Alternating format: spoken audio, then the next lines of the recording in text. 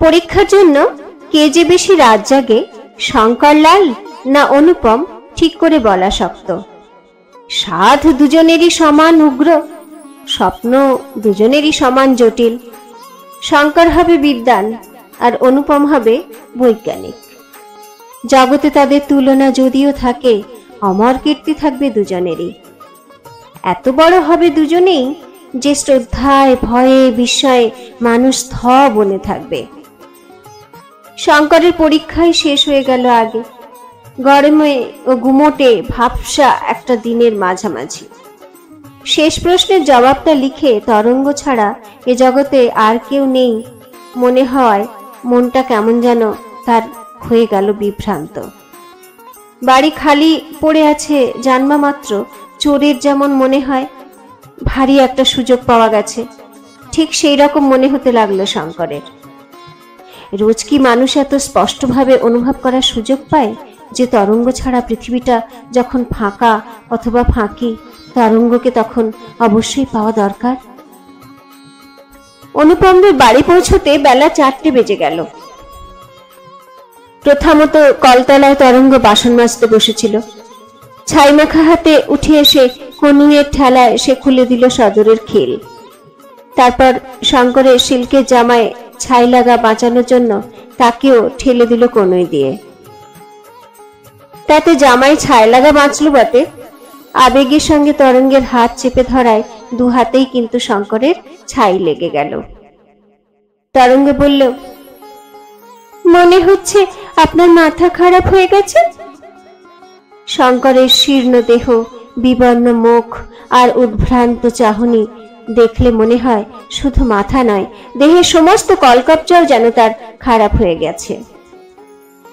প্রথম যেদিন প্রায় এমনি সময় অনিচ্ছার সঙ্গে সে বাড়িতে ঢুকেছিল, সেদিনের সঙ্গে তাকে আজ মিলিয়ে না দেখলেও সন্দেহ হয় ইতিমধ্যে ভয়ানক একটা অসুখে সে ভুগেছে। পরলোকে না গিয়ে এ বাড়িতে তরঙ্গের ছাইমাখা হাত চেপে ধরতে সে যে আসতে পেরেছে তাই পরম আশ্চর্য। তবে কথা শুনলে আর ভাবভঙ্গি দেখলে বোঝা যায় পরলোকের কোনো একটি অগ্রদূত সোজা কথায় যাদের লোকে ভূত বলে এখনো তার ঘাড়ে চেপে আছে। তরঙ্গ ভেবে চিনতে শঙ্করকে বাড়ি থেকে একেবারে তাড়িয়ে দিল। বলল, আপনি বাড়ি যান, পরীক্ষা শেষ হয়ে গেল, কটা দিন এখন সময় মতো নিয়ে খেয়ে ঘুমিয়ে নিজেকে সামলে নেন গিয়ে, তখন বুঝতে পারবেন আজ কিরকম পাগলামি করছেন। শঙ্কর ভালোবাসা জানাতেও জানে না, কেউ ভালোবাসে কিনা বুঝতেও জানে না। তরঙ্গের কথাও সে তাই বুঝতে চায় না, কিছু জানতেও চায় না। ফাঁকা উঠোনে দাঁড়িয়ে এমন ভাবে এমন সব কথা বলতে থাকে যে আসল কথাটা বুঝলেও কথাগুলো তরঙ্গের মাথায় ঢোকে না। শেষ পরীক্ষা দিয়ে সে যে আজ বাড়ি ফেরেনি, এই গরমে পথে পথে ঘুরে বেরিয়েছে, এইটাই নাকি তরঙ্গকে সে যে ভীষণ ভালোবাসে তার অকাট্য প্রমাণ। তরঙ্গ সায় দিয়ে বলে, তাই তো বলছি, বাড়ি যান, বাড়ি গিয়ে বিশ্রাম করুন গে। শঙ্কর এসব কথা শুনতে আসেনি, তরঙ্গের কথা সে কানেও তোলে না, নিজের পক্ষেই ওকালতি করে চলে ক্রমাগত। তরঙ্গের জন্য তার পড়ার ক্ষতি হয়েছে, তরঙ্গের জন্য সে ভালো লিখতে পারেনি, তরঙ্গের জন্য সে বড় কষ্ট পেয়েছে। এই সমস্ত ক্ষতির পূরণ হিসেবেই সে যেন তরঙ্গের হাত দুটোকে শক্ত করে ধরে আছে, কোনোদিন ছেড়ে দেবে না। তরঙ্গ এবার হাত ছেড়ে দেবার দাবি জানায়। হয়তো শঙ্কর সেই অনুরোধ শুনতে পায়, হয়তো পায় না। হাত একইভাবে ধরা থাকে। তরঙ্গের মুখ তাতে গম্ভীর হয়ে যায়। তাকে ভালোবাসা জানাতে এসে তাকেই শঙ্কর অবহেলা করছে। একটা কথা শুনছে না। কেবল এই জন্য নয়, কোনো অবস্থাতেই কারো অবহেলা তরঙ্গ সহ্য করতে পারে না। হাতটা ছেড়ে দিতে বলছি, শুনতে পাচ্ছেন? গায়ে তো জোর নেই এক ফোঁটা, এত জোর খাটাচ্ছেন কেন? জোর খাটাচ্ছি তা নয়, থাকলে জোর খাটাতেন মানাতো, এদিকে কাঁপছেন ঠকঠক করে, কিন্তু হাত ধরেছেন এমন ভাবে যেন আমার সঙ্গে কুস্তি করবেন। চলুন তো বারান্দায় ছায়াতে যাই, শুনি আপনার কি বলবার আছে। তরঙ্গের ধমকে মুষ্টি শিথিল হয়ে গিয়েছিল শঙ্করের। এবার তরঙ্গই তার হাত ধরে একটা জড়বস্তুকে টেনে নিয়ে যাওয়ার মতো বারান্দায় নিয়ে গেল। একটা টুল দেখিয়ে হুকুম দিল, বসুন। হুকুম পালনে দেরি দেখে শঙ্করের সিল্কের জামার জন্য যেটুকু মমতা তরঙ্গের ছিল তাও যেন এবার উবে গেল। দুই কাঁধে ছাই মাখা হাত রেখে জোর করে শঙ্করকে সে বসিয়ে দিল টুলে। তারপর কলতলায় গিয়ে একটা মাজা গেলাসের সঙ্গে ধুয়ে ফেলল হাত। গিলাসে ঠান্ডা জল ভরে এনে বলল, জল খেয়ে নিন, গলায় কথা আটকে যাচ্ছিল। তারপর বললেন, তো এতক্ষণ কি বলছিলেন, ভালো করে গুছিয়ে বলুন। বুঝতে পারোনি? কেন বুঝবো? এত বয়সে একটা মেয়েকে দুটো মনের কথা জানাতে যে ছেলে হিমশিম খেয়ে যায়, তার আবল তাবল কথা বুঝেও বুঝতে নেই। শঙ্কর এবার রাগ করে বলল, তোমার মতো বয়সে যে মেয়ে এমন করে কথা বলতে পারে তাদের ঘেন্না করতে হয়। রাজরানীর মতো যে বাসন মাজতে পারে, এত সহজে তাকে কাবু করা যায় না।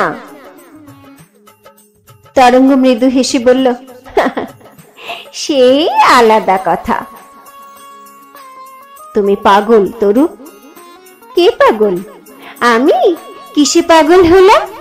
আপনার সঙ্গে সমান তালে পাগলামি করছি না বলে? শঙ্কর খেপে যাওয়ার উপক্রম করেছে দেখে তরঙ্গ তাড়াতাড়ি বিনয় করে বলল, আমার কথা বাদ দিন, আপনার কথা হচ্ছিল, তাই হোক। একটা কথা শুনবেন আমার? আজ বাড়ি চলে যান। আজ যা বলতে চাইছিলেন মাসখানেক পরে এসে বলবেন। এ কদিন সময় মতো নিয়ে খেয়ে ঘুমিয়ে সুস্থ হলেই দেখবেন নিজেই চমৎকার বুঝতে পারবেন কত সহজ একটা ব্যাপারকে কি রকম ঘোরালো করে তুলছেন। গ্রামোফোন বাজার মতো নির্ভুল পরিবর্তনহীন উপদেশ। শঙ্করের মনে হয় গ্রামোফোনের হৃদয় না থাক এমন নির্লজ্জ হওয়ার ক্ষমতা গ্রামোফোনেরও নেই। তোমার খুব মজা লাগছে না? তরঙ্গ তৎক্ষণাৎ মাথা নেড়ে বলল, না, দুঃখ হচ্ছে। এক্সামিনের চাপে আপনার মতো ছেলে এরকম হয়ে যেতে পারেন ভাবলে আমার বড় কষ্ট হয়। নভেল পড়ে পড়ে তোমার মতো মেয়ে এরকম বেহায়া হয়ে যেতে পারে ভাবলে আমারও কষ্ট হয়। দুজনেরই যখন কষ্ট হচ্ছে আপনি বাড়ি যান। বাড়ি গিয়ে সময় মতো মেয়ে খেয়ে ঘুমোবো তো? আকাশের দেবীকে মানুষের অপমান করার চেষ্টার মতো শঙ্করের খোঁচা দেওয়া প্রশ্ন কোনো কাজে লাগলো না। অনেক চেষ্টায় কঠিন দার্শনিক তত্ত্ব যেন শিষ্যের মাথায় ঢুকিয়ে দিতে পেরেছে এইরকম ভাবে খুশি হয়ে তরঙ্গ বলল, নিশ্চয়ই, শরীর মন সুস্থ হলে আসবেন। আপনার সঙ্গে কথা আছে। আজকের কথা ভেবে যেন আবার পালিয়ে পালিয়ে বেড়াবেন না লজ্জায়। উঠোনে নেমে গিয়ে শঙ্কর বলল, আর কোনোদিন তোমাদের বাড়ি আসবো না। তরঙ্গ বলল, এটা আমার বাড়ি নয়। গলিটা নূতনত্ব পেয়েছে। গলির শেষে রাজপথের পারিপার্শ্বিকতায় আবির্ভাব ঘটেছে অভিনবত্বের। দেওয়ালে মাথা ঠোকার চেয়ে হয়তো কিছু বেশি সময় লেগেছে তরঙ্গকে প্রেম নিবেদন করতে। ফলটা হয়েছে এইরকম। জগৎটা গিয়েছে বদলে। জগৎ যে মানুষের মাথায় থাকে এতদিন কি শঙ্কর তা জানতো? পথ চলতে চলতে শঙ্কর অনুভব করতে লাগলো যে হঠাৎ মহাজ্ঞানী মহাপুরুষ হয়ে পড়েছে। কারণ পরীক্ষা শেষ হওয়ার সঙ্গে সঙ্গে যেমন মনে হচ্ছিল যে বেঁচে থাকার প্রয়োজনটাও শেষ হয়ে গিয়েছে, তরঙ্গের খাপছাড়া প্রত্যাখ্যানের পর এখনো ঠিক সেই রকম মনে হচ্ছে।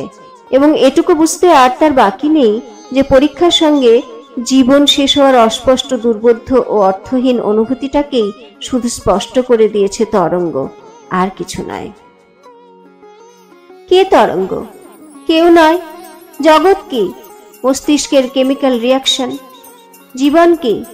যা মনে করা যায় তাই। অতএব কষ্ট পাওয়ার কোনো কারণ নেই। তবু অকারণে এরকম কষ্ট সে পাচ্ছে কেন? আস্তে হাঁটার জন্য? জোরে হাঁটে শঙ্কর, কোনো লাভ হয় না। শরীরের খানিকটা ঘাম শুধু বের হয়ে যায়। তৃষ্ণা পেয়েছে বলে? পানের দোকানে ডাব খেয়ে তৃষ্ণা মেটানোর সঙ্গে একবার রোমাঞ্চ হয় শঙ্করের। জগৎ ঠাসা মাথাটা বো করে ঘুরে যায়। শব্দটা পর্যন্ত শঙ্কর যেন শুনতে পায়। তরঙ্গের কাছে আমল না পাওয়ায় ভিতরে যাই ঘটুক সেটা তবু বোধগম্য ব্যাপার। এ সমস্ত কোন দেশি প্রতিক্রিয়া? হাতে এখনো ছাই লেগে আছে। খানিকটা ডাবের জলেই শঙ্কর হাত ধুয়ে ফেলল। এও এক ধরনের রসিকতা তরঙ্গের। নিজেকে দেওয়ার বদলে খানিকটা ছাই দিয়েছে। কি শয়তান মেয়েটা! কি চমৎকার আয়ত্ত করেছে মানুষ ঠকানো বিদ্যা। বন্যার মতো তরঙ্গের শয়তানি পৃথিবী ভাসিয়ে দিয়েছে। পানওয়ালা পর্যন্ত টাকার ভাঙানিতে একটা অচল সিকি চালাবার চেষ্টা করে। তরঙ্গের জন্য শঙ্করের যেন অচল সিকি চেনার শক্তিও লোপ পেয়েছে। গাল দেওয়ার পর পানওয়ালার অন্যায় রাগ দেখে এক চড়ও শঙ্কর তাকে মেরে বসে। তাতে কিছুক্ষণের জন্য একটা গন্ডগোলের সৃষ্টি হয়। তা হোক, ব্যাপারটা যে অন্তত স্বাভাবিক তাই শঙ্করের ঢের। তাছাড়া দামি জামা কাপড় পরা ভদ্রলোক পানওয়ালাকে গাল দিয়ে চড় মারলে ব্যাপার আর কতদূর গড়াতে পারে? একটু হইচই হয়েই শেষ। যেদিকের ফুটপাতে রোদ পড়েছে সেদিক দিয়েই খানিকক্ষণ হাঁটবার পর শঙ্করের খেয়াল হয় এতক্ষণে মনটা বেশ শান্ত হয়েছে। ভয়ানক কিছু একটা করবার জন্য ছটফট অবশ্য করছে মনটা, তবু এতক্ষণ যেমন বিভ্রান্ত হয়েছিল তার তুলনায় একেবারে জুড়িয়ে ঠান্ডা হয়ে গিয়েছে। আর ভাবনা নেই। এবার সে ধীরভাবে চারিদিকে বিবেচনা করে কাজ করতে পারবে। কোনো কারণে এতটুকু উত্তেজনা জাগবে না, অবসাদ প্রশ্রয় পাবে না। কথায় ব্যবহারে সহজ সৌম্য ভাবটা অনায়াসে বজায় রেখে চলতে পারবে। এই অবস্থা ফিরে পেলে তরঙ্গ তাকে ফিরে যেতে বলেছিল না?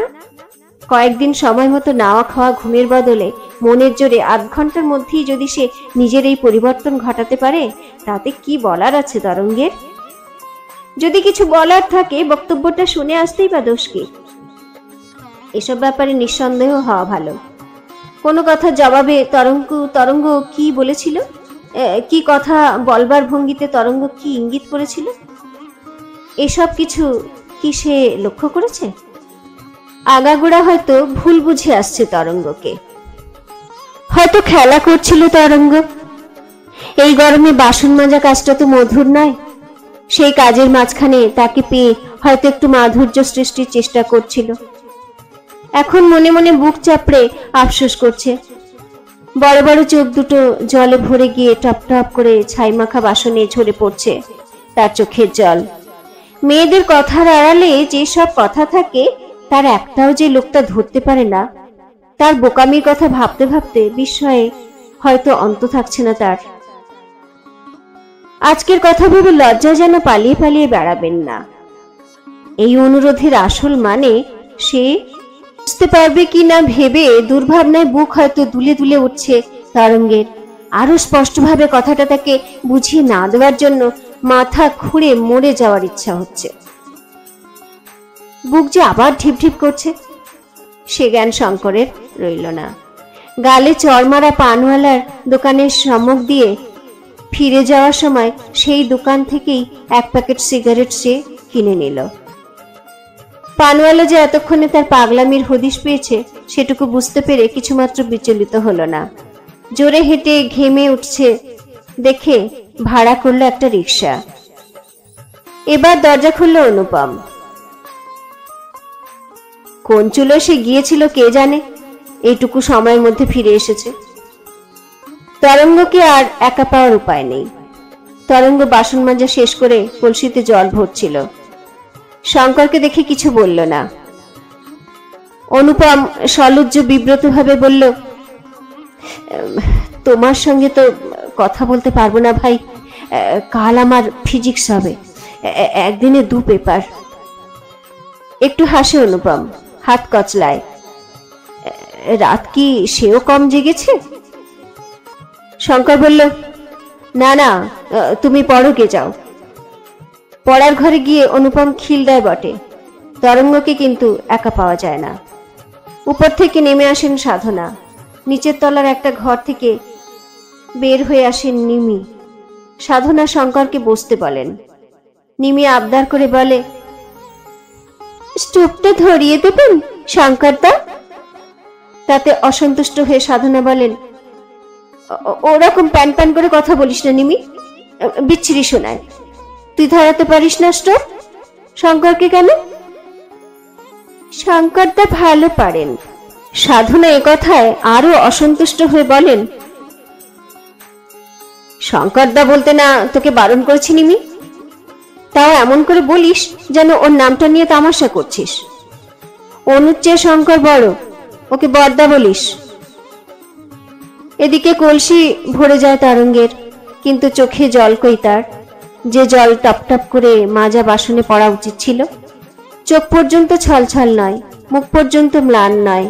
তাকে দেখে একটু চাপা হাসিও যদি তরঙ্গ হাসত, একটু আর চোখেও যদি, অন্তত যদি সে চাইতো বারিকের জন্য। জলের কলসি তুলে রেখে তরঙ্গ কি কাজে যেন উপরে গেল। সাধনা কি একটা প্রশ্ন জিজ্ঞাসা করলেন, কিন্তু প্রশ্নটা কানে না তুলে গোয়ারের মতো শঙ্করও তার পিছু পিছু দোতলায় উঠে গিয়ে বোকার মতো জিজ্ঞাসা করল, রাগ করেছ নাকি? তরঙ্গ বলল, আপনি কি না বাড়ি যেতে বলেছিলাম? শঙ্কর আত্মপ্রতিষ্ঠ ভাবের অভিনয় করে সহজভাবে বলল, তা বলেছিলে। কেন তবে আমাকে জ্বালাতন করছেন? জ্বালাতন করছি? এত করে বোঝানোর পরও তো মাথায় ঢোকেনি। আপনি কি হাবা? এত সোজা একটা কথা তাও কি মাথায় লাঠি মেরে না বোঝালে বুঝতে পারেন না? কেন যে আপনারা পৃথিবীতে মানুষ হয়ে জন্মান? জানেন, আপনাদের জন্য দেশটা রসাতলে গেল। আরো অনেক কথা। তরঙ্গ যে বক্তৃতাও দিতে জানে, মেয়ে হয়েও সে যে মেয়ে নয়। সে আজ মরে গেলেও যে তরঙ্গ একটা দীর্ঘ নিঃশ্বাস ফেলবে না, এই ধরনের অনেকগুলি সত্য অতি অল্প সময়ের মধ্যে আবিষ্কার করে শঙ্কর আবার নেমে আসলো পথে। মাথার জগৎটা এবার বাইরে এসেছে।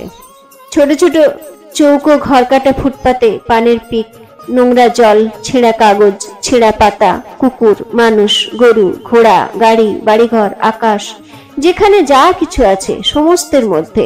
কারণ জগৎটা তাই, মাথার ফাঁকির খেলার মধ্যেও বাইরে সবকিছু থাকার রহস্য। শঙ্করের কি আর বুঝতে বাকি আছে বাস্তবতা কাকে বলে? তরঙ্গ ঠিক বলেছে। মানুষ হয়ে যে একজন দুজন মানুষের জন্য কাঁদে, সে অমানুষ। কাঁদতে যদি হয় তো বৃহত্তর কোনো কিছুর জন্য কাঁদা উচিত। সে কান্নাই প্রকৃত প্রেমের লক্ষণ, আর সব ন্যাকামি। আরো যেন কি সব বলেছে তরঙ্গ। বড় বড় চোখ দুটো আরো বড় বড় করে তরঙ্গ যত বড় বড় কথা বলেছিল, ইতিমধ্যে প্রায় তার সমস্তই ভুলে গেছে দেখে শঙ্কর আশ্চর্য হয়ে যায়। এত বই পড়ে এত কথা এতকাল ধরে মনে রাখতে পেরেছে, শুধু তরঙ্গের কথাগুলো 10 মিনিটের মধ্যে ভুলে গেল। সে যে অপদার্থ তাতে সন্দেহ নেই।